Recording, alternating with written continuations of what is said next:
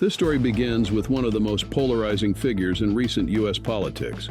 When Trump was in office, he famously introduced a series of tariffs on imported goods, impacting numerous countries.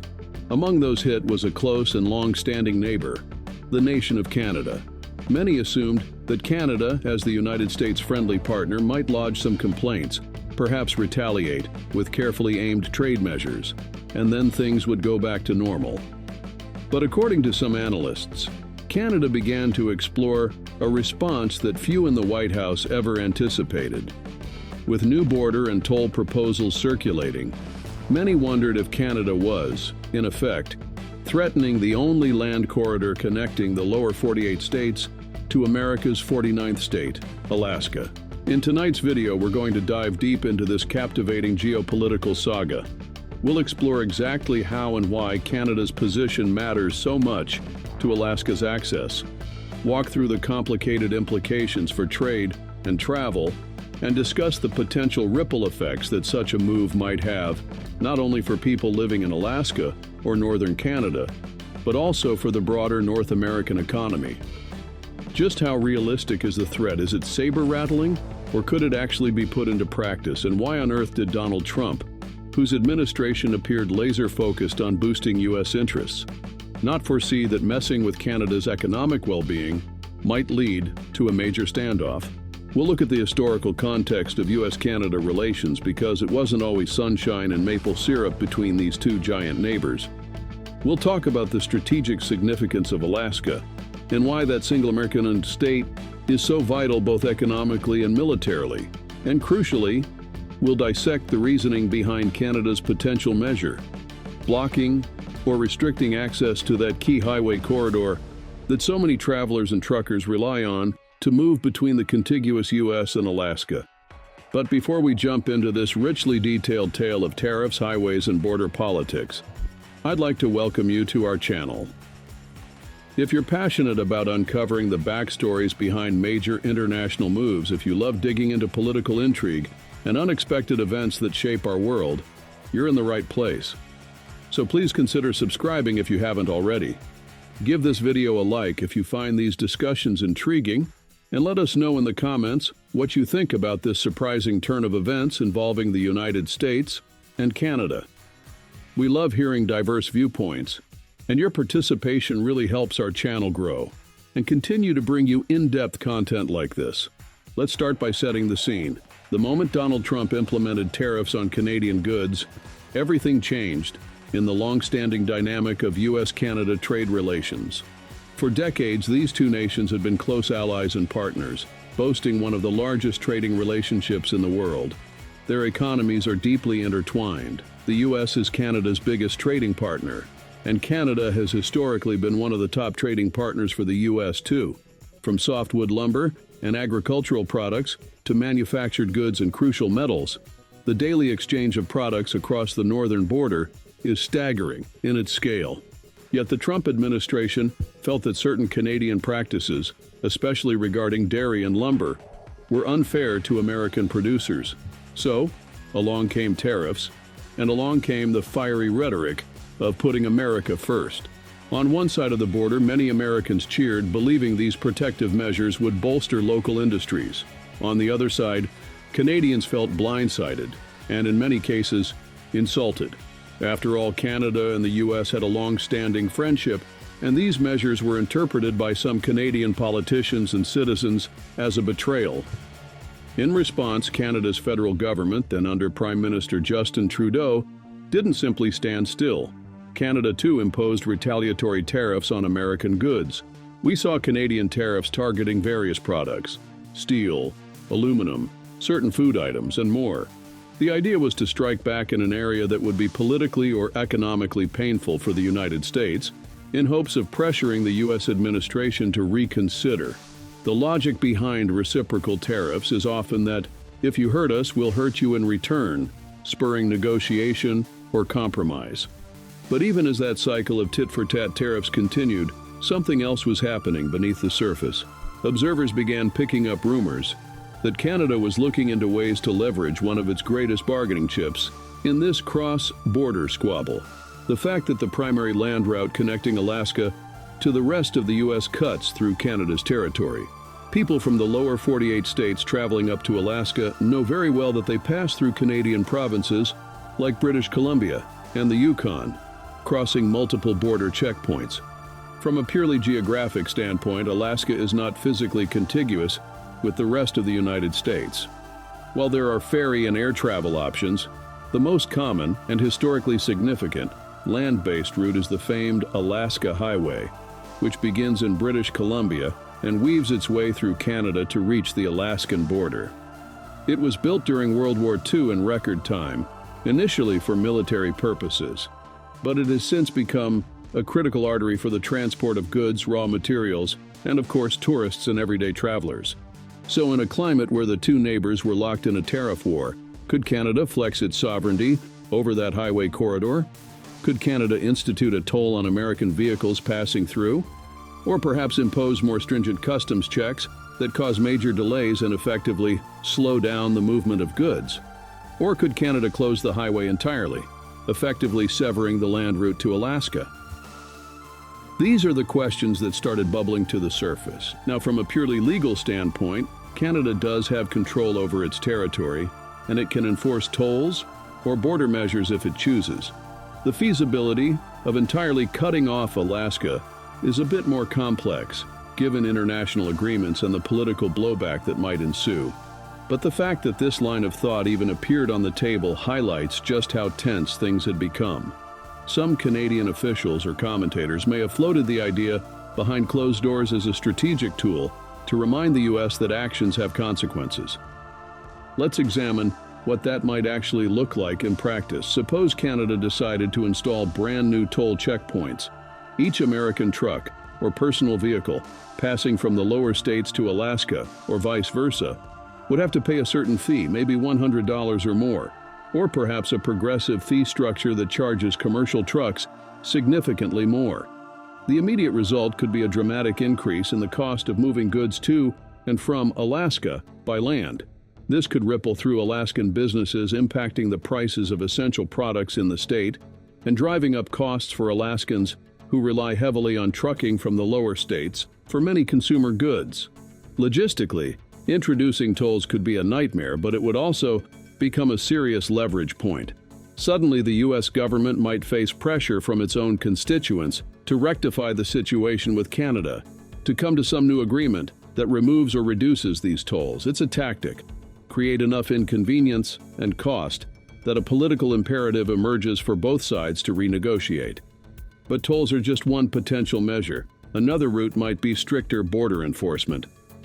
Although Canadians already staff border checkpoints, they could ramp up inspections dramatically. Imagine lines of trucks sitting for hours or days, waiting for thorough checks of cargo, paperwork, and driver credentials. That kind of slowdown is costly. Time is money in transport and logistics, and any significant increase in wait times at the border raises costs exponentially. Again, the idea is to use these slowdowns as leverage, pressuring the U.S. government to rethink or remove tariffs on Canadian goods. The most extreme scenario would be considered an act of political aggression, well beyond the standard realm of trade disputes. Shutting off Alaska from direct road access isn't something that would occur lightly. The diplomatic fallout could be enormous, and it might even have ripple effects throughout the entire NATO structure, as the U.S. and Canada are both members.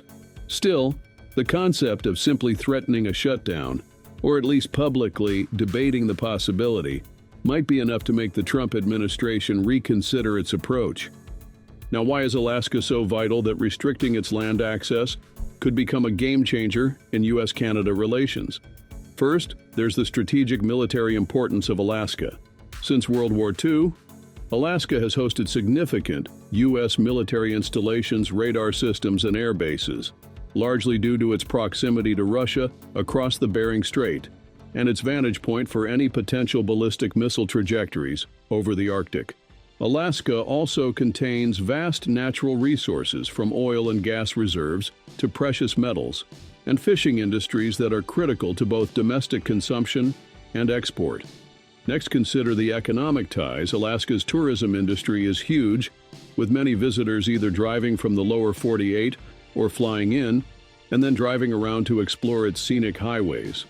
While air travel might remain unaffected by land border regulations, the cost of goods and the relative isolation from the rest of the U.S.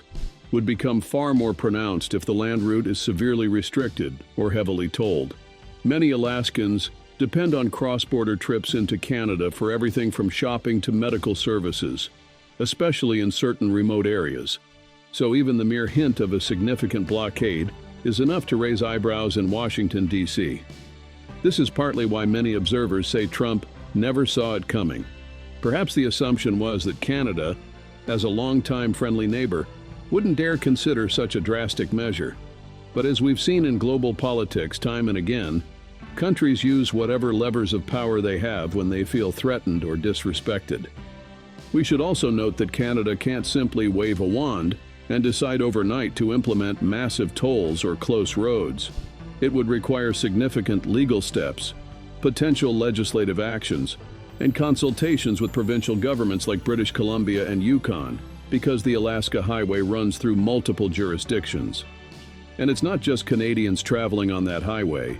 Many Canadian communities rely on the route for trade and tourism, with Alaskans and other Americans as well.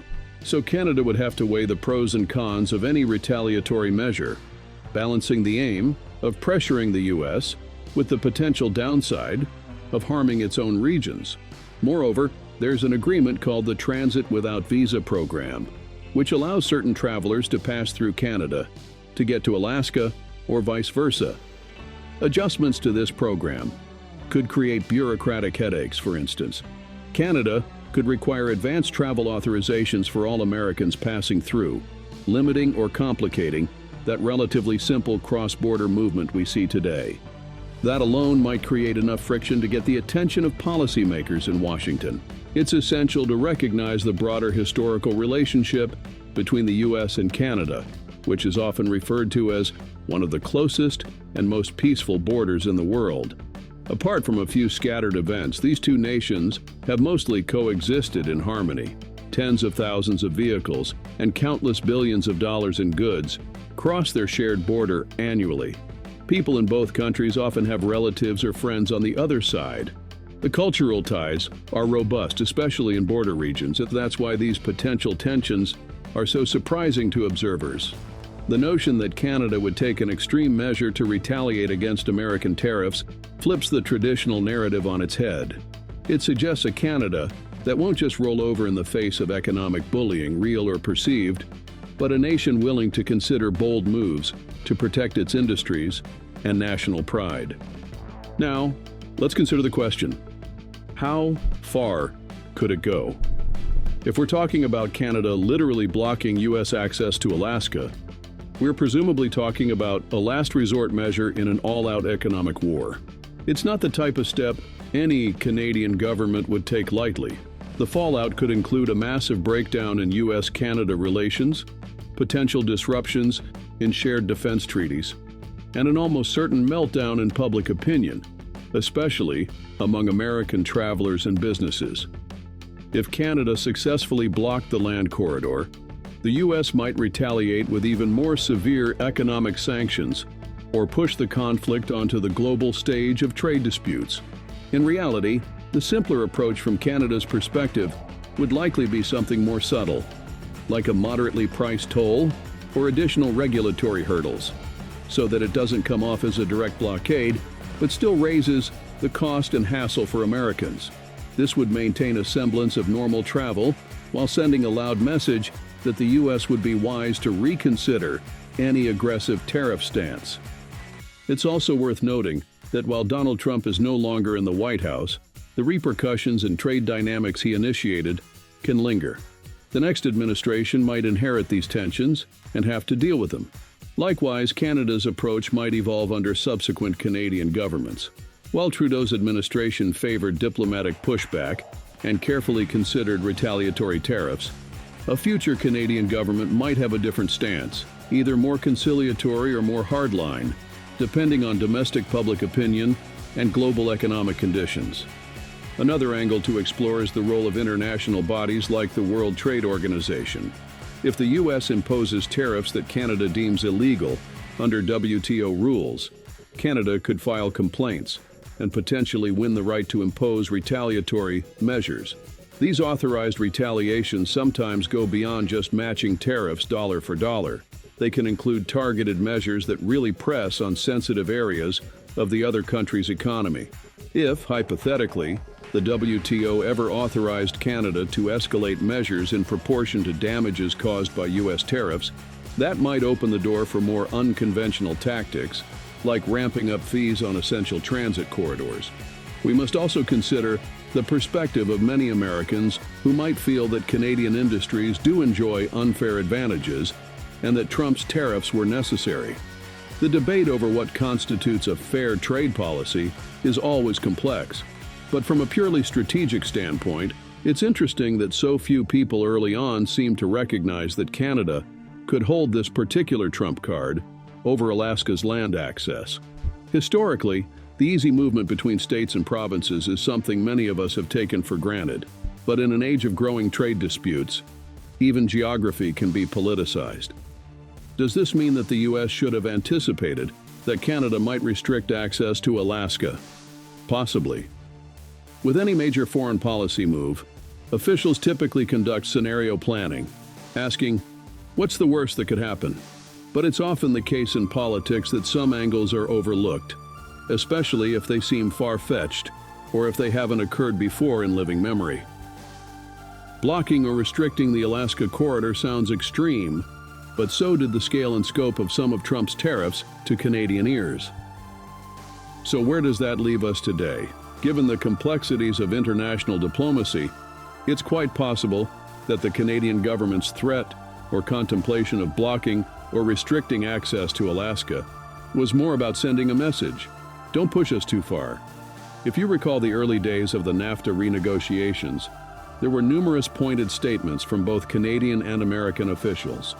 The rhetoric was heated, and at times it seemed like the entire trade relationship might unravel. In the end, diplomacy prevailed, and a new agreement was reached, albeit with some friction along the way. But the notion that Canada might utilize the Alaska corridor as leverage isn't likely to vanish completely. In any future trade dispute with the U.S., especially if a nationalist or protectionist administration emerges south of the border, Canadians might revisit all their strategic options. After all, no country wants to fight a trade war with one hand tied behind its back, and the highway to Alaska is, without question, a powerful card, even if it's not typically played. To understand the practicalities of shutting down or restricting that corridor, let's consider the everyday logistics. Thousands of truckers drive from the contiguous U.S. to Alaska every year, hauling essential goods like construction materials, produce, electronics, and more. Disrupting this flow even slightly has a cascading effect on Alaska's economy. The cost of living in Alaska is already higher than in many parts of the U.S. due to its remote location. Additional tariffs, tolls, or border slowdowns could compound that. Residents might face higher prices for grocery staples, building supplies, and even clothing. Likewise, tourism is a big moneymaker. In the summer months, hordes of RV caravans and adventure seekers drive through Canada to reach Alaska's breathtaking landscapes. If travelers must pay hefty tolls, fill out complicated paperwork, or endure long lines, some might change their plans altogether. That in turn hurts businesses catering to these road-tripping tourists in both Alaska and Canada. Another reason for Canada to think carefully before going too far. Yet from a purely strategic stance, implementing a moderate toll might not harm Canada too much. Sure, some local Canadian businesses in British Columbia and Yukon might see fewer American tourists, but many travelers might still be willing to pay a moderate fee for the once-in-a-lifetime journey. It's a delicate calculus, though. The real question is whether the toll or restriction is high enough to create real pressure on the U.S. government to remove the tariffs without severely undermining local tourism revenues. Moreover, any talk of closing or severely restricting the corridor might also prompt the U.S. federal government to consider alternative measures. For instance, the U.S. could heavily invest in ferry routes or shipping lines from Washington state to Alaska, or expand and subsidize cargo flights to circumvent Canadian territory. While these alternatives might be more expensive than the current trucking route, if faced with no other choice, the U.S. might ramp up maritime or air freight to ensure essential goods reach Alaska. This is another factor that would limit Canada's leverage, because the U.S. is resourceful and might simply find a workaround, even if it's more costly, in the short term. In such a hypothetical scenario, there might also be legal challenges. For instance, if there are any existing treaties between Canada and the U.S. specifically pertaining to the Alaska Highway or guaranteed access for American vehicles, the U.S. might argue that Canada is violating those agreements. This could end up in international courts. However, these processes are lengthy, and a country can always claim security or economic emergency to temporarily circumvent obligations. These complexities underscore that any actual blockade or severe restriction is an unlikely measure. But again, that doesn't negate the strategic value of simply threatening it. From a political angle, it's crucial to remember how trade disputes often revolve around symbolic targets, industries, or regions that resonate emotionally with voters. For instance, Canada targeted Kentucky bourbon with tariffs, partly because Kentucky was Senate Majority Leader Mitch McConnell's state at the time. Similarly, the U.S. might target industries located in provinces of key Canadian political leaders. On a grander scale, using the Alaska corridor as a pressure point is a far bigger weapon. It's less about particular politicians and more about striking at a vulnerable geographic link that the U.S. can't easily replace. For Donald Trump or any U.S. president, the optics of Canada restricting Alaska's land access would be disastrous politically. Americans generally expect free and unfettered travel throughout North America, especially with their northern neighbor. Any story about Canada imposing heavy fees or creating border chaos would dominate headlines and could quickly turn public opinion against the administration that provoked such retaliation. It's precisely this threat that might have led some officials in Washington to reevaluate how hard they wanted to push Canada on trade. But how much of this is pure speculation versus actual behind-the-scenes planning? Well, governments rarely reveal all the cards they're holding in a trade negotiation.